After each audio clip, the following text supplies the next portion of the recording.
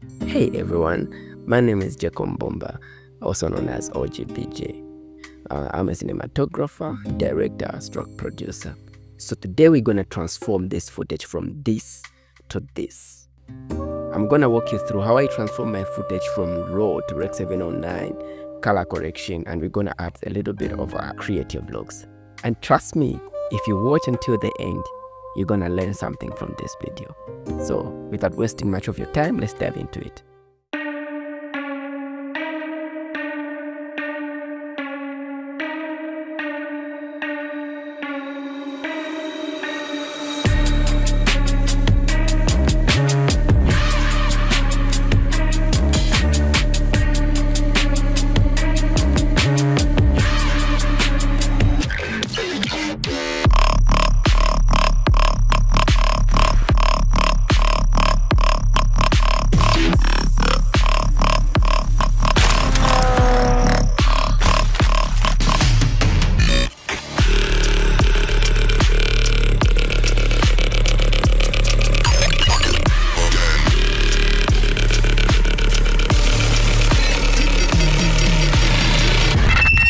So I'm in DaVinci.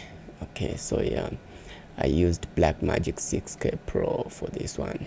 So as you can see, make sure that you're decoding using a clip. It's on clip, everything, so that you can have all these controls. Default, it comes like this. Make sure that it's on clip so that you can have control of your ISO and this other stuff. It's like having camera settings in post. So here you can, if you want, you can choose. That's a good part. Shooting in RAW, you have option to change your ISO and all this stuff. Yeah. So my first node will be. So we need to tell the software what type of footage this is, so that Resolve can know how to interpret it. So my first node will be input color space. And this will be the last node, output color space transformation. So yeah, basically what we're doing is just trying to convert this footage into a much pleasing looking image, so that we can see what we're doing. So I'll drag and drop my color space plugin. So here we just tell our software what camera we're using and what the camera specs we're using. So I was using Blackmagic Design Wide Gamut Gen 5, because Gen 5 4.5, but Gen 5 is the latest color space for Blackmagic. And then our input camera space is DaVinci Design Film Gen 5. Okay, and then so we're gonna work in DaVinci Wide Gamut color space. That's what, because it's huge. It's a huge color space. So if you want to push colors, we can push them to the max without breaking. Okay, so yeah, DaVinci Wide Gamut, output gamma, DaVinci Intermediate. Where is it? DaVinci Intermediate. So and then so before we proceed, make sure that your color management is, if you're using Mac, your output color space should be Rec 709 A, Rec 709 A at the end, or we can use this one for standard broadcast, whatever. So here we just tell our thing to convert it to here at the final node. We have to convert it to Rec 709 so that we can see how our colors were looking when we were shooting. So DaVinci Wide Gamut, DaVinci Intermediate, Rec 709, and then at the thing, the gamma output should be the one for 2.4. yeah, gamma 2.4. Okay, so now this is what our camera was seeing when we were shooting. Okay, make sure you have this checked.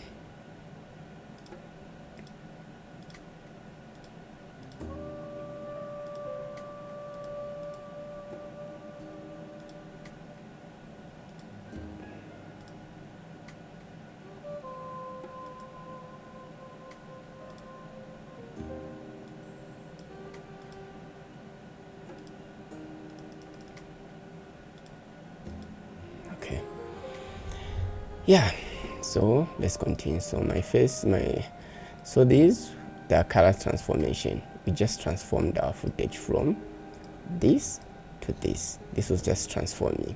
We haven't touched anything yet. So my first node will be for color. I need to color correct this. Of course, this looks warm. As you can see in our vector scope, there's too much red. Yeah, too much red on the upper part. So that tells us our picture is very warm. Even here you can see our image is at the warm side, warm tone. So what I like to do with my color balancing node, let me just label it at primary, because this is the one that I'll use for my primary wheels. So I like to change the gamma to linear. This way colors, I don't know how linear works, but when I'm shifting colors, they look more natural. My luminance down, and then we have let's have our eyes on our vector scope here. Make sure we want to bring this thing here on the center. That's what will tell us that the image is balanced. So when you change your node to linear, your gamma to linear, your gain becomes your offset. So let's bring it down. As you can see, my image is balancing. Okay, I think you make it sit somewhere here. Let's see our skin. Okay, now our skin is sitting almost at the center. Yeah, I think it's sitting at the center. If I do, let me just test this node is for testing. I just want to test and see where my skin is sitting, of checking your skin, because you know when you have your skin tone right, everything that follows, you're good, as long as your skin tone is perfect. So let's check our skin tone. I use this Q chart. It's a paid plugin, but there are so many ways of checking. You can check out on YouTube. There are so many ways of checking your skin tone. So me, I will use this skin hue indicator. So this will show me where the skin is. So my skin is supposed to be on OK. So it shows I have a little more of magenta. So I'm just gonna fix that. I'll go on my prime wheels. I'll go on my tint and remove some magenta from it. First, before I proceed, I just want to see how my image is looking. Okay. So what I'll do is I'll leave it first. Go to my palette. Okay, so here I can see, let me see where my skin is. Okay, so my skin is above 50, which is not okay. It's supposed to be somewhere here below, or 50 somewhere here. So I'm gonna do some color split tone a little bit. So my red gain is a little bit high. I'm gonna reduce that a little bit and see again. I'm just gonna exaggerate a little bit just to check what I'm doing. Okay, let me try to exaggerate more. I just want to see. Okay, so that means I'm doing the wrong thing. Hold on, just let me see.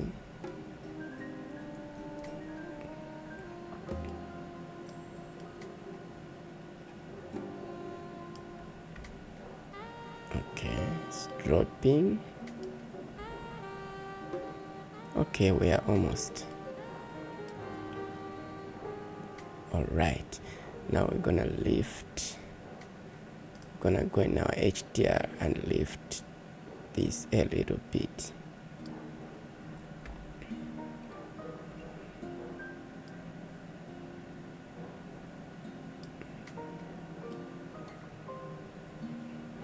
So what we're doing, this is called color correcting. We are on the color correcting stage. So we're just trying to make sure that we have our skin tone perfect. Our whites are looking white, our blacks are looking black. Everything is sitting the way they're supposed to sit. So let me just show you where the steps where we're coming from. So we are from this, and then we converted it to Rexel 709. This is how our camera was seeing when we were shooting, and then we did our color correction stroke white balancing. Now our image looks a little bit like this. So I'll add another so this one is gonna be my lift. So this one is the one that gives us that softy look in our shadows. So yeah, make sure you go on your curves, custom curves, your high soft, make sure that they're at the far end. Why better say namalo soft, why better say. Okay, so you can see the difference. I don't know if you can see that. Look in the blacks when I switch off, on, off, on, off, on. You can see, I'm sure you can see the difference. So from there we're going to move to our next step, which is saturation. Let's add another node which is gonna work for saturation. As you can see, there's no life in the image. It looks like it's almost black and white. So let's just add some color to it, some life. So there are so many ways to add saturation, but this is my favorite way. HSL. Make sure you change your color space to HSL. You got your channels and check 1 and 3. Okay, so here what this does is it leaves the saturation not from the outer image but from deep from the core of the image. So this, as a result, you're gonna have a rich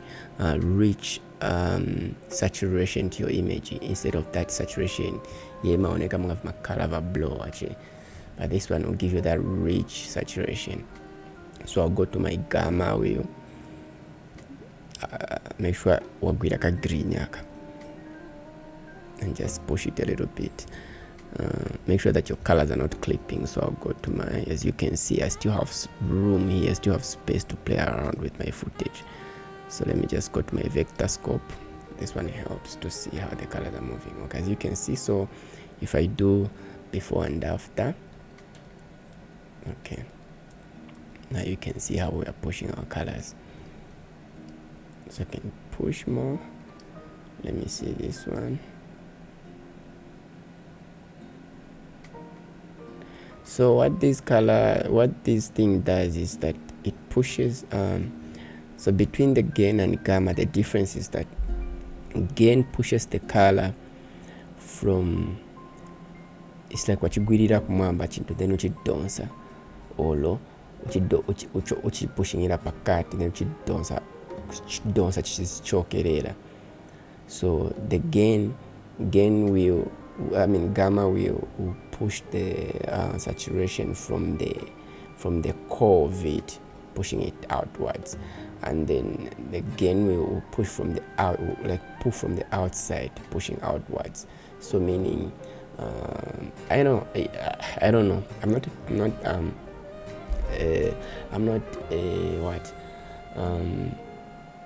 not like a professional in this, the color theory thingy. I just understand some of these things. I just understand them. So if you also want to be like a great colorist, you have to understand how colors work. and how all these tools work. So yeah, I think we have our saturation perfect. So let's move forward now. Let's add our look now. So my look, I like Kodak 80 something. This is like a common look that people are using nowadays. You can find this one in DaVinci. If you go on your looks, your light, you go in the looks, film looks, it's here, you can use it. But mine, I like to use this paid version from Qt.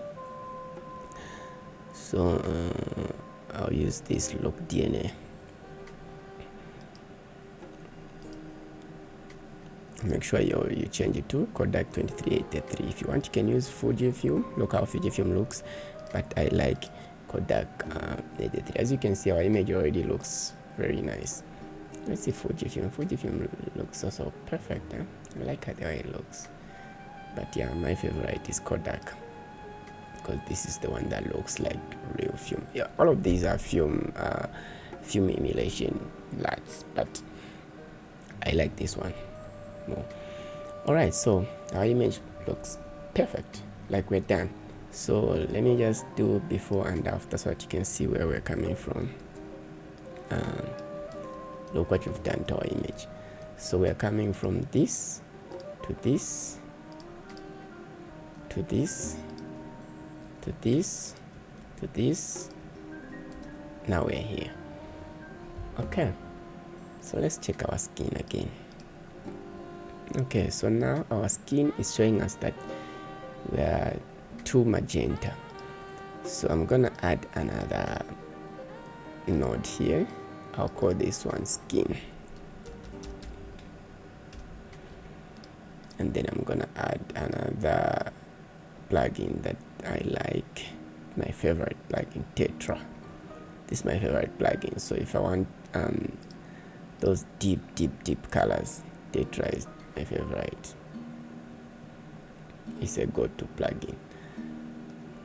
So yeah, let's try and tweak it and see what we can have.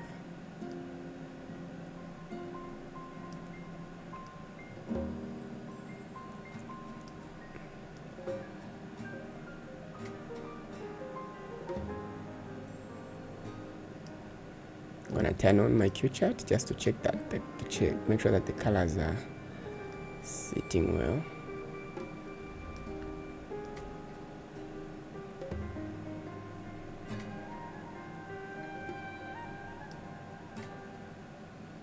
Before anything else. Yeah,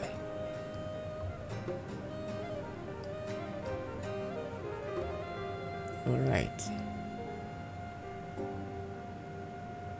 now look at our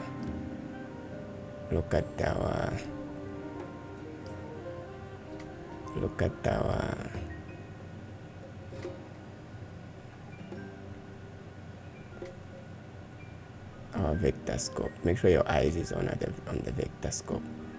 The skin tone should, this circle that is dancing should be here on the center of this white line, small white line.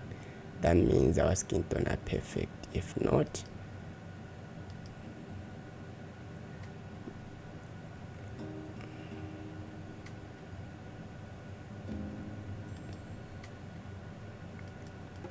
somewhere here.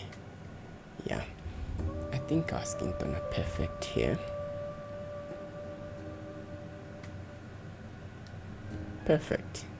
Okay, I think we have what we wanted. Let's do cleanup. Okay, so now let's spice it up. So I'm just gonna add a parallel. So this, make sure that your thing is at the end. Just gonna let me gonna add power window. I'm gonna add parallel. So I want to create some power window. So I'm gonna name this power window. So power window is what gives the footage look more 3D kind of feel, you know what I mean? Because you separate your it's like you kind of recreate your lighting, the way you did your lighting and stuff on set. So I'll just mimic the light that I had, because my light was coming somewhere from here.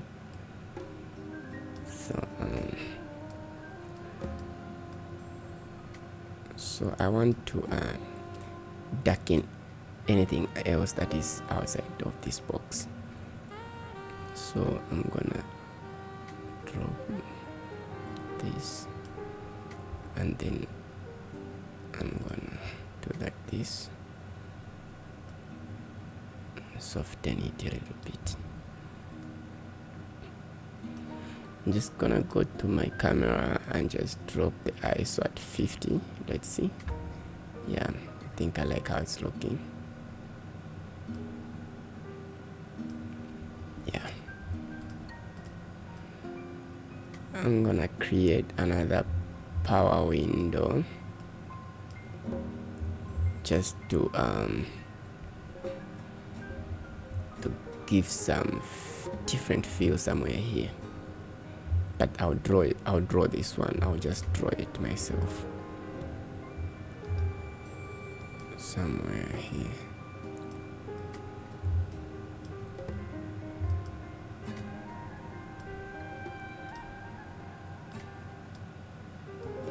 Like this.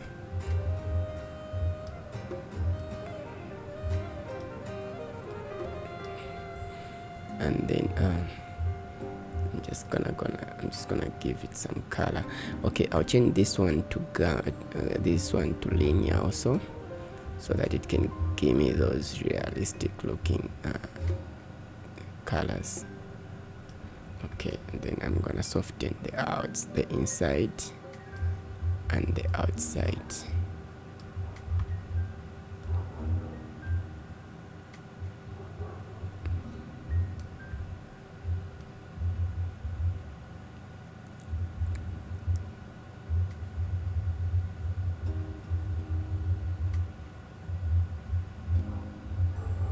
Okay,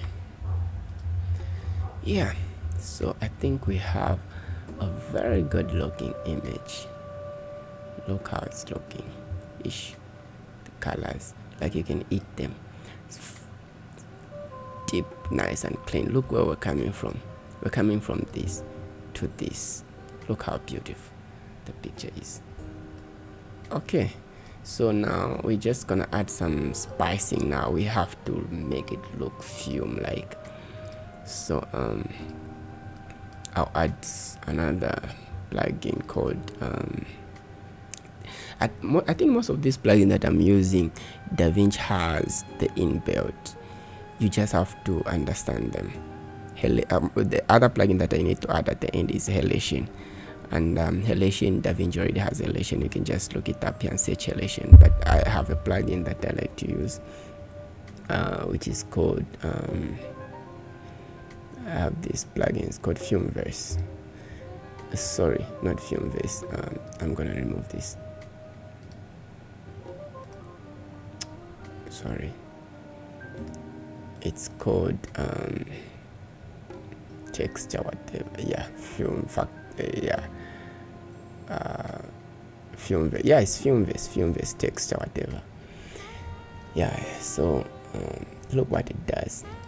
It kind of add like some sort of film grain. Let's see how this one looks. I like film grain from DaVinci. Yeah, I think let's use DaVinci.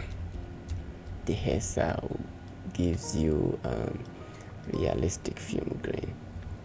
So let's just disable everything to high. I'm gonna go on film grain. Add some film grain. Let's try Super 16. No, Super 35. Super 35, no range.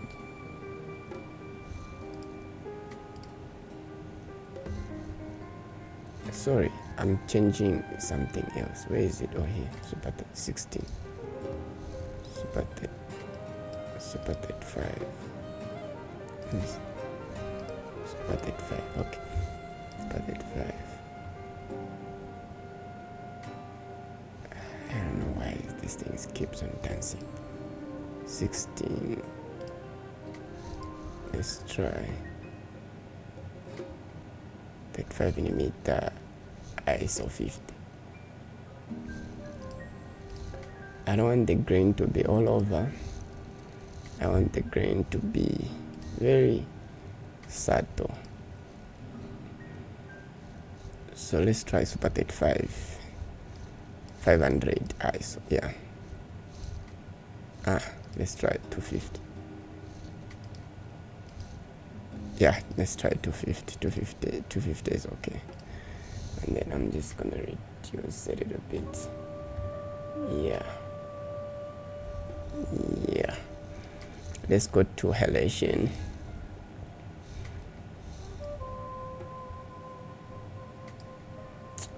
I like the way DaVinci applies this halation. And don't forget, make sure that I forgot to tell you, make sure that your source is matching with your color space transformation. So mine is DaVinci white gamut, so that as you can see here, the colors lying very nice and natural. Okay, so far I think we are done. Let me see my bloom. Let's see how this plugin is affecting our footage. I'll do before and after. I'm sure you can see, but it's just minimal movement. But just look at the vector scope, how the vector scope is softening everything out. Look how sharp everything is and how soft everything becomes. You can notice on the picture, but look how everything is changing from the vector scope. That shows you there's a massive change that is happening, although you can't see it. But yeah. So yeah, we have our footage. Our picture looks perfect. So yeah, so this is what I do. Last one, this is the last tip for you guys. It's what I do before transforming your footage. Make sure you put your noise reduction at the beginning.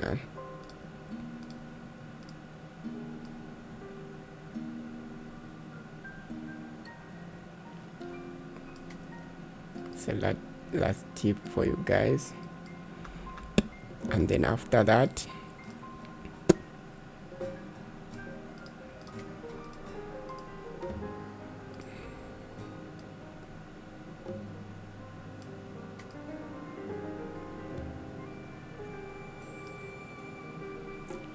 look at the picture, my guy.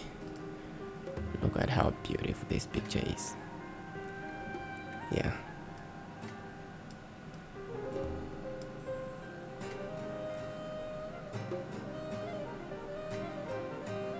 Yeah. Okay. There you have it. So I'm just gonna shut these two for the sake of this tutorial. So let's hit export and see what we have. Alright, so there you have it. If you enjoyed watching this tutorial, don't forget to hit that subscribe and ring that bell for more content like this. So if you have any question about this tutorial, please leave your comments in the comment section. See you next time. My name is OGPJ and I'm out.